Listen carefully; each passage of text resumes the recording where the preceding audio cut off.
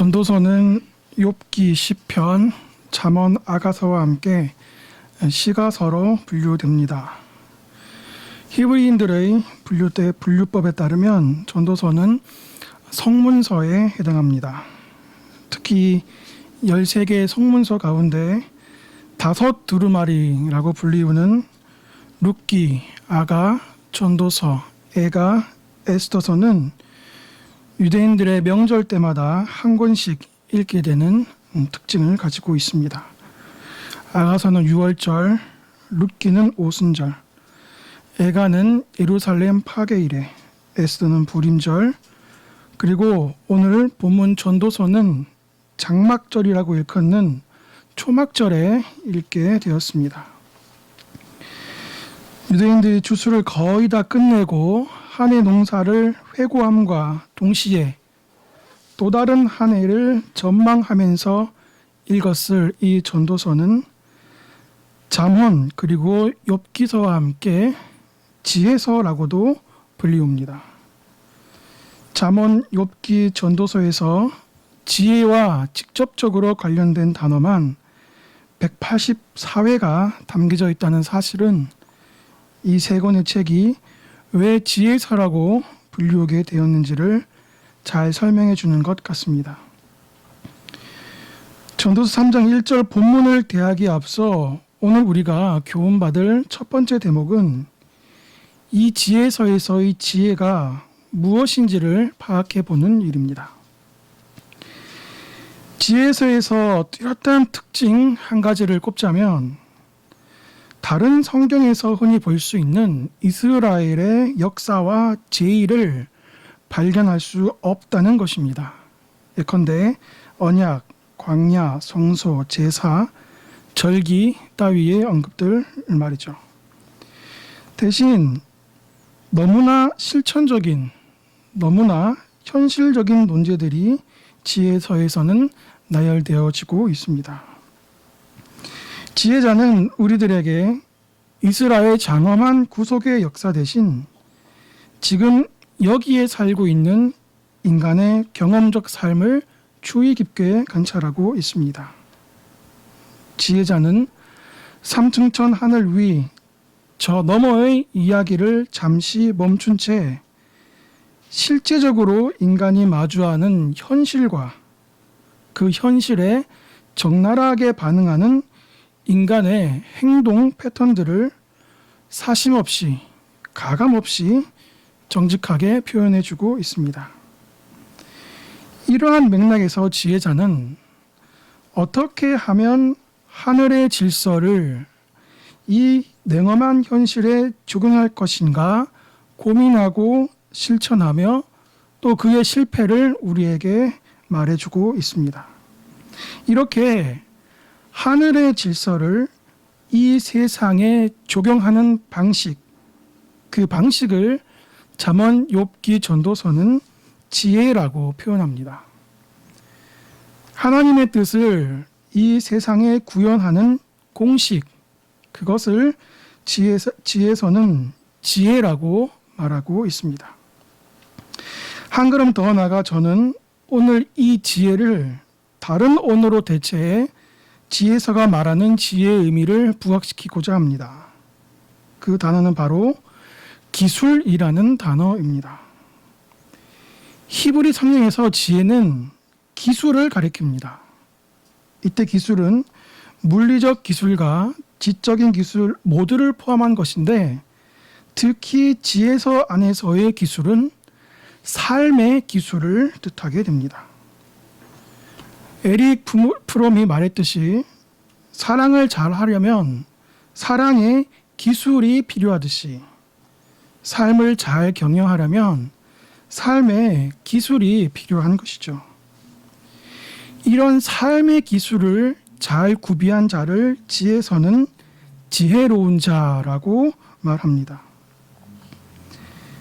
지혜로운 자는 하나님의 하늘 질서를 자신과 이 세상에 적용할 수 있는 최적의 기술을 보유한 자입니다. 그 삶의 기술은 또한 인생의 복잡 다변한 정황들을 해석해 나가고 개별적 상황에 대한 올바른 판단과 해답을 찾을 수 있게 하는 삶의 공식과 같은 것입니다. 고등학교 때 풀었던 고차 방정식 기억하십니까? 5, 6줄로 장황하게 서술되어진 고차 방정식이라도 결국 몇 개의 규정된 공식으로 그 문제가 풀어져 결론이 도출되는 것처럼 지혜서는 우리에게 이렇게 얽히고 저렇게 설킨 삶의 고차 방정식을 해결할 수 있는 삶의 기술, 신앙의 기술, 인생의 기술을 잘 갖추라고 독려하는 책이라 규정할 수 있습니다. 그렇다면 잠언, 욥기, 전도서는 이 삶의 기술에 대해 어떠한 입장을 가지고 있을까요?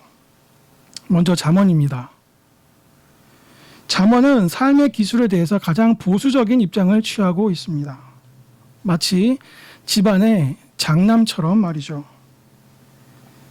잠언의 전체적인 정서는 삶의 기술을 잘 갖추어야 하고 그 기술을 구비하고 있는 한 인생은 잘 경영될 것이라고 말하면서 점잖을 빼는 모습을 취하고 있습니다. 조금은 고루해 보이지만 한 집안의 장남으로 든든한 규준을 세워주고 있는 것입니다. 그런데 이 형님의 말씀에 두 아우 욥기와 전도서는 고개를 약간 옆으로 까딱이면서 팔짱을 끼고 다리를 꼬으면서 거스름을 피우는 듯한 모습으로 다음과 같이 말합니다. 잠언 형님 말씀이 맞기는 맞는데요. 항상 그렇지는 않아요. 이런 뉘앙스를 욥기는 대화와 독백으로, 전도서는 좀 더 철학적인 형설의 모습으로 그려내고 있습니다. 여기서 우리는 잠언 그리고 욥기와 전도서 간의 긴장을 보게 됩니다. 잠언은 일정하고 확실한 삶의 질서, 삶의 지혜, 삶의 기술을 언급하며 명확한 기준을 세워주는 반면 욥기와 전도서는 그러한 기준을 뛰어넘는 저 너머의 수수께끼 같은 경우도 있음을 잠언 형님에게 은근히 지적해주고 있습니다. 이 긴장은 욥기에서 잘 나타나고 있습니다. 욥기의 세 친구들은 잠언의 내용을 거의 그대로 가져와서 잠언이 말하는 그 명확한 기준을 계속해서 말하므로 욥을 일깨우려 합니다. 하지만 수수께끼 같은 상황에 놓여진 욥은 세 친구가 말하는 잠언의 명확한 기준, 그 너머에 무엇이 있음을 고민하면서 하나님께 몸부림치고 있는 것이죠. 그런데 흥미로운 점은 잠언 그리고 욥기와 전도서가 삶의 기술을 두고 긴장관계에 있지만 이 긴장관계는 결코 모순되거나 상충되지 않는다는 사실입니다. 어떻게 그렇습니까? 잠언은 욥기의 혼란스러움에 언제나 한결같은, 언제나 지향해야 할 질서를 되새겨 줍니다. 잠언은 전도서가 개탄하는 염세적 반성이 너무 과하지 않도록 적절한 울타리를 쳐주고 있습니다. 반대로 욥기와 전도서는 잠언의 영민함과 정치함이 공로주의, 독단주의로 흘러 자고하지 않도록 벌레와 같이 늘 우리를 자극하고 경성하게 해줍니다. 욥기와 전도서는 한껏 경직된 잠언으로 하여금 수수께끼 같은 결코 일반적 공식으로는 풀 수 없는 경우를 들어 보이므로 좀 더 열린 사유로, 좀 더 포용하는 생각으로 삶의 여백을 남겨두라 말하고 있습니다. 율법과 복음이 적대적일 수 없듯이 잠언 그리고 욥기와 전도서는 적절한 긴장 관계 가운데서도 서로를 잘 보완해 주어 삶의 기술에 대한 우리의 이해를 높여주는 책이라 할 수 있습니다. 오늘 우리가 읽은 본문도 금방 앞서 언급한 전도서의 특징, 즉 사유의 열림과 포용을 잘 나타내주고 있습니다. 전도서 3장 1절입니다. 제가 개역 한글로 한번 읽어보겠습니다. 천하의 범사가 기한이 있고 모든 목적을 이룰 때가 있나니. 천하의 범사가 기한이 있고 모든 목적을 이룰 때가 있나니.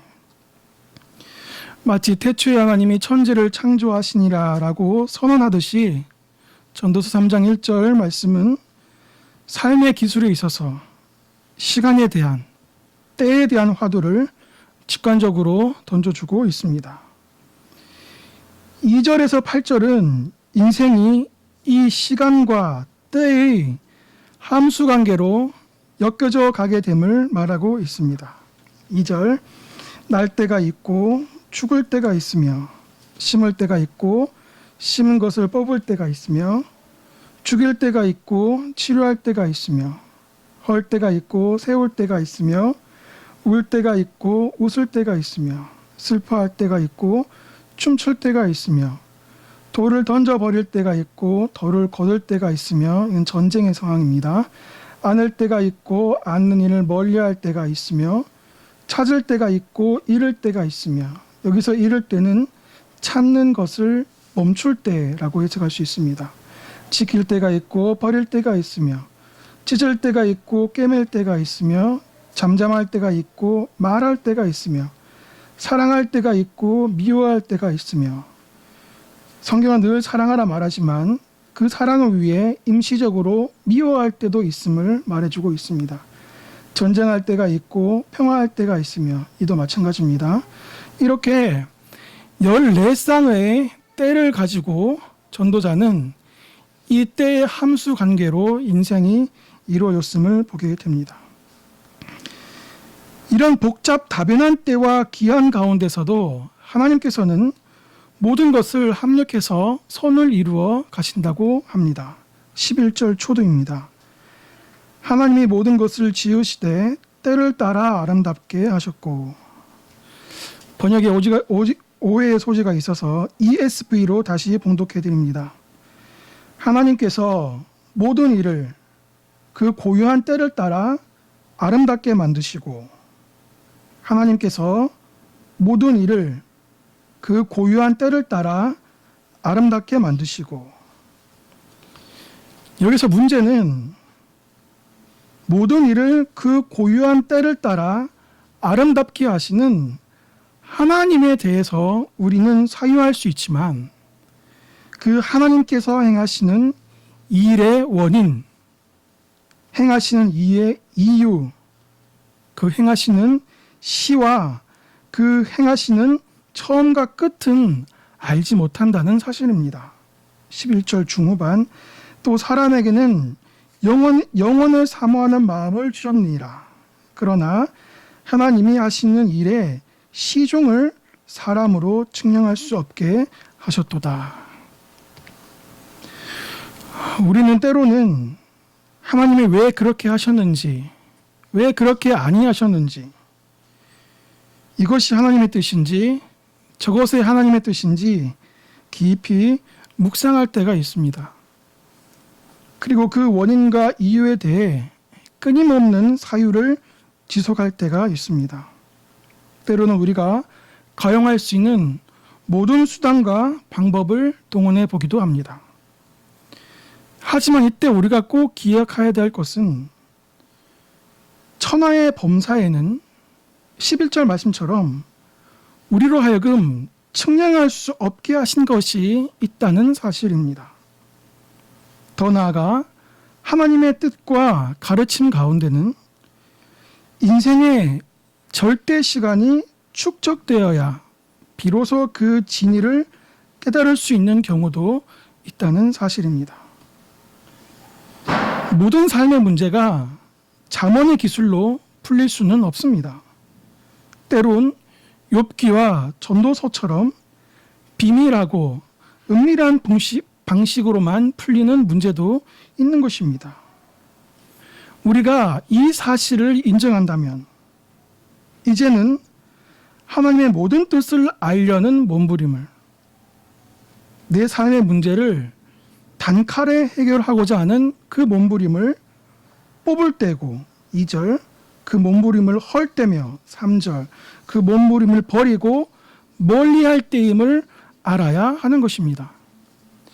이 사실을 아는 사람, 그래서 믿음의 분수에 맞게 생각할 수 있고 은혜의 통제 아래 신앙과 삶을 사유할 수 있는 사람, 이 사람이 바로 지혜서가 말하는 지혜로운 사람이요, 이 사람이 삶의 기술을 가진 자인 것입니다. 하나님과 인생을 향한 치열한 몸부림 그 자체가 문제가 아닙니다. 오히려 그것은 꼭 필요합니다. 없어서 문제이죠. 하지만 그 치열함과 몸부림을 심을 때가 있고 뽑을 때가 있으며 헐 때가 있고 세울 때가 있으며 그것을 안을 때가 있고 그것을 멀리할 때가 있는 것입니다. 이 때를 아는 것이 바로 삶의 주요한 기술 중 하나임을 전도서 3장 전반은 말해주고 있는 것입니다. 영화 시사회에 한번 간 적이 있습니다. 그런데 배우가 영화 시사회를 앞두고 흥미로운 얘기를 하더군요. 나도 영화가 어떻게 나올지 굉장히 궁금하다. 영화를 빨리 보고 싶다. 처음에는 아니 자기가 영화를 찍어놓고도 영화가 어떻게 나올지 모른다니 이게 무슨 말인가 의아해했습니다. 여러 가지 영화에 그 시놉시스가 있다고 생각해 봅시다. 시간 순서대로 찍지 않죠. 비가 내리면 그 씬 전체에 비 내리는 씬을 가능한 모두 찍습니다. 해외 로케이션이 있다고 생각합시다. 그 씬이 있을 때마다 그 해외에 가서 촬영을 할 수가 없는 것이죠. 한번 갔을 때에 1회부터 끝까지 그 큐시트에 있는 그 씬 중 그 해외에서 있는 씬을 다 찍게 됩니다. 시간과 논리와 장소에 상관없이 감독의 뜻에 따라 찍게 되는 것이죠. 때에 따라서는 배우도 직접 그 씬을 찍었지만 그 씬들이 최종적으로 어떻게 결론이 날지는 잘 알 수 없을 수도 있는 것입니다. 우리는 하나님의 각본에 따라 열심히 오늘 내일 그때그때의 씬을 찍습니다. 하지만 오늘의 씬이 그때에 가서 어떻게 한 영화로 인생의 한 작품으로 나올지 아무도 알지 못합니다. 분명한 것 한 가지는 우리 인생의 영화 감독이 하나님이시고 하나님께서 메가폰을 잡고 있는 한 이 영화는 실패할 수 없다는 것입니다. 그렇기 때문에 우리는 오늘 찍는 이 씬이 정확한 의미를 알지 못한다 할지라도 하나님의 뜻에 따라 오늘 하루의 씬을 열심히 찍을 수밖에 없는 것이죠. 전도서는 너무 마이크로한 잣대로 자신의 인생을 기획하거나 평가하지 말라 충고합니다. 성공한 삶을 살아야 한다는 명목 아래 자신을 너무 푸시하지 말라 충고합니다. 마음으로 자기의 길을 계획할 뿐 아니라 그 걸음까지 걸어보려고 하는 자에게 그렇게 하지 말라 충고합니다. 그 이유는 무엇입니까? 11절, 하나님께서 모든 일을 그 고유한 때를 따라 아름답게 만드시고, 데살로니가전서 5장 14절, 너희를 부르시는 미쁘시니 그가 또한 이루시리라. 이사야 9장 7절, 만군의 여호와의 열심히 이를 이루시리라. 혹자는 이렇게 반문할 수 있습니다. 주님이 아름답게 이루시니 세오라 내오라 지와도 좋다. 노래를 불러도 좋은가.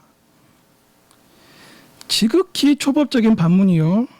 그야말로 삶의 기술에 전무한 자의 궤변입니다. 이는 마치 죄가 더한 곳에 은혜가 더한다고 하니 죄에 더 거하자라고 말하는 이치와 동일합니다. 그럴 수 없습니다.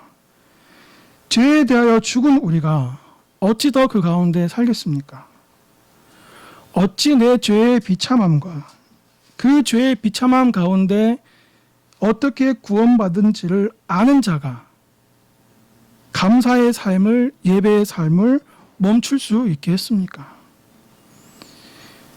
이렇게 전도서는 우리들에게 경직된 마음을 유화시키고 사유의 폭을 넓혀 우리가 우리 인생에게 잡고 있는 그 악력을 놓아 좀 모든 것을 포용하라고, 여유를 가지라고 말해주고 있습니다.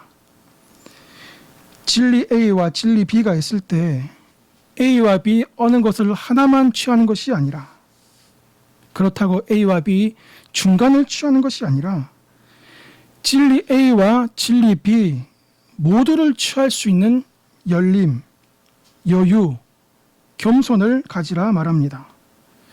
어떻게 A와 B 모두를 취한 것이 겸손이 됩니까? A와 B는 연립할 수 없다는 생각, 그래서 둘 중 하나를 취해야 한다는 나의 선입견 자체가, 나의 습생 자체가 성경의 진리에 대한 교만인 것입니다. 사랑하는 성도 여러분, 주님 안에서는 언제나 예만 있습니다. 주님 안에서는 인생의 약함이라 쓰고 하나님의 능력이라 읽습니다. 주님 안에서는 인생의 헛됨이라 쓰고 하나님께 이땜이라 읽습니다. 주님 안에서는 이제 나는 끝이라 쓰고 이제 하나님 시작이라고 읽습니다. 사랑하는 성도 여러분, 내가 내 삶을 가지고 있는 악력 내려놓으십시다. 나의 능함뿐 아니라 나의 약함도 내려놓읍시다. 나의 교만뿐 아니라 나의 좌절과 낙심도 내려놓읍시다. 내 자신을 너무 푸시하지 맙시다. 내가 주인 삼은 모든 것을 내려놓을 때에 진정 주님의 것을 취할 것이요, 은혜로 제어되지 못한 사고의 방식을, 나의 개똥차락을 내려놓을 때에 진정 더 신비한 진리의 사유함을 만날 것이며, 머리 터지게 설정한 플랜 B를 내려놓을 때에 생각지도 못한 플랜 A를 허락하실 것입니다. 이것이 전도자가 말하는 열린 마음으로 진리를 포용해 세상을 이기는 참된 삶의 기술인 것입니다. 이제 다음 질문을 해야 할 순서가 된 것 같습니다. 시가서가 말하는, 지혜서가 말하는, 전도서가 말하는 최고의 삶의 기술은 무엇일까요? 빌립보 4장 12절, 나는 비천에 처할 줄도 알고 풍부에 처할 줄도 알아 모든 일 곧 배부름과 배고픔과 풍부와 궁핍에도 처할 줄 아는 일체의 비결을 배웠노라. 내게 능력 주신 자 안에서 내가 모든 것을 할 수 있느니라. 내게 능력 주시는 자 안에서 내가 모든 것을 할 수 있다. 이것보다 더 큰 삶의 기술이 있을까요? 최고의 삶의 기술은 능력 주시는 자 안에 거할 수 있는 기술, 주님 안에 머물 수 있는 기술입니다. 우리는 내게 능력 주시는 자 안에 머무를 수 있는 이 기술을 갈고 닦아야 합니다. 뛰어난 스펙이 있다?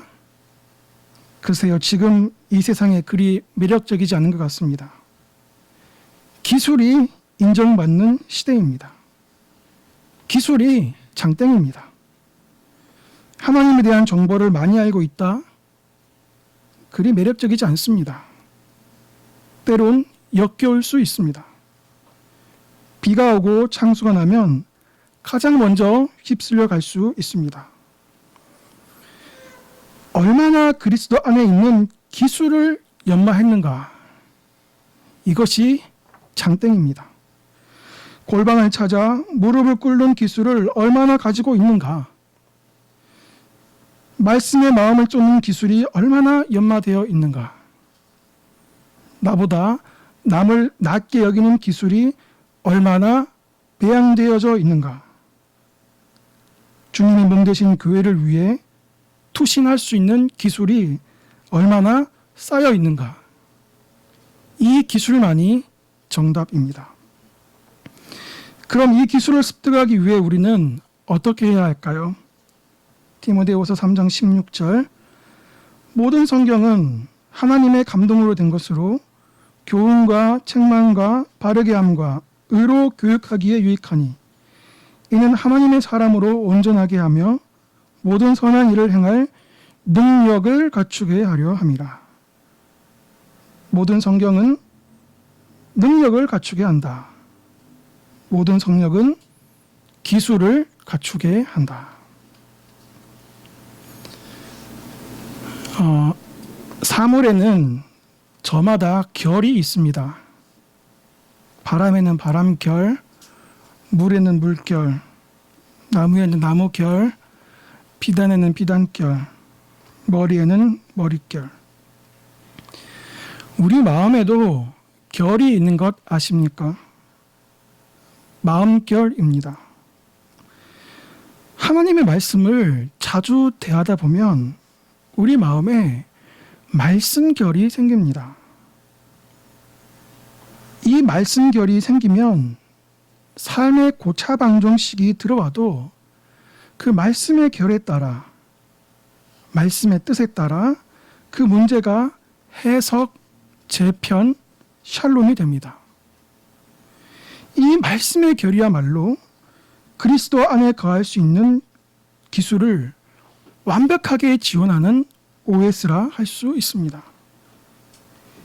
이 말씀의 결이야말로 삶의 모든 기술을 가동하게 하는 진료요, 동인이라고 할 수 있겠습니다. 아침 먹고 4시간, 점심 먹고 4시간, 저녁 먹고 4시간, 하루 12시간씩 3년 동안 법전을 읽게 되면 그 사람의 마음에 리걸 마인드가 생긴다고 합니다. 어떤 사물과 사건을 보더라도 리글한 관점으로, 리글한 마음의 결에 따라 해석, 판단, 명시한다는 것이죠. 만시간의 법칙 잘 아실 겁니다. 꼭 법뿐이겠습니까? 사랑하는 성도 여러분, 말씀을 읽으셔야 합니다. 말씀을 먹으십시오. 자신의 신앙 철학을 백업하기 위해 말씀을 짜깁기 하지 마시고 말씀을 읽으십시오. 이곳저곳에서 들려오는 찌라시 말씀에 마음을 두지 마십시오. 겸손히 성령님의 도움을 구하면서 여러분들이 직접 여러분의 성경책 한 장 한 장을 넘기십시오. 처음에는 여러분이 성경을 읽지만 나중에는 성경이 여러분들을 읽어 여러분들의 문제를 밝히 보여주시고 여러분이 가장 필요한 삶의 기술들을 주실 것입니다. 여러분들의 길에 빛을 비춰주실 것입니다. 여러분들의 삶을 붙잡아 주실 것입니다. 말씀을 정리하겠습니다. 오늘 우리는 지혜서의 일반을 시작해서 전도 3장의 구체적인 말씀에 이르기까지 살펴보았습니다. 지혜서가 말하는 지혜는 바로 하나님의 뜻을 1차적으로 나와 2차적으로 이 세상에 구현하는, 적용하는 삶의 기술이었습니다. 이 삶의 기술은 잠언이 보유한 것처럼 언제나 정확하고 빈틈없이 구비될 수 있지만 동시에 욥기와 전도사가 말한 것처럼 은밀하며 비밀하여 좀 더 열린 사유로 좀 더 겸손한 마음으로 이 삶의 기술을 터득해야 함을 또한 배웠습니다. 무엇보다도 최고의 삶의 기술은 그리스도 안에 있는 기술임을 배웠습니다. 사랑하는 성도 여러분, 애굽의 금은 보호합보다 그리스도를 기대는 이 기술이 우리에게 있었으면 좋겠습니다. 사람들의 방언과 천사의 말보다 그리스도를 의지하는 이 기술이 있었으면 좋겠습니다. 악을 골짝 빈들에 처 있어도 그리스도 안에 있을 수 있는 이 기술이 우리에게 있었으면 좋겠습니다. 이를 위해 우리는 말씀의 결이라는 OS가 필요합니다. 말씀의 결이라는 도구가 있을 때 삶의 기술은 가장 잘 발휘될 수 있을 것입니다. 주님 안에 있을 수 있는 삶의 기술이 날로 연마되어지는 모든 십자가 지기의 성도님들 다 되시기를 간절히 소원합니다. 네, 기도하시겠습니다.